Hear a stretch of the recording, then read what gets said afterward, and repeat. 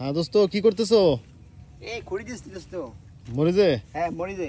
আলহামদুলিল্লাহ, গাছ তো ভালো হয়েছে। হ্যাঁ আলহামদুলিল্লাহ গাছ ভালো আছে। ও, তার মানে তোমার খুঁটি তো মনে হয় অনেক আগেই দেওয়ার দরকার ছিল। হ্যাঁ সময়ের অভাবে দিতে পারলাম না, লোকজন পাওয়া যায় না, কি করবো, নিজেই কাজ করছি।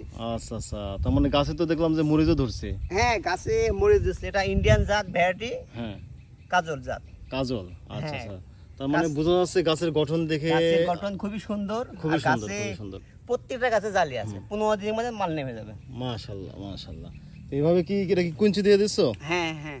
বাহ, দারুণ। কারণ যে সুন্দর গাছ, আর বাজারে যে বর্তমানে মরিচের বাজার, তাতে গাছে, এই যে গাছে দেখতেছি আমরা মরিচ, হয় গাছে এই যে মরিচ। প্রচুর পরিমাণে মরিচ দেখা যাচ্ছে। আচ্ছা, এছাড়া বাজারের জাত এখন করা হয়নি, তাই না? না না এখনো বাজারে জাত করা মাশাআল্লাহ, হয়নি। মরিচের তো চেহারা অনেক সুন্দর।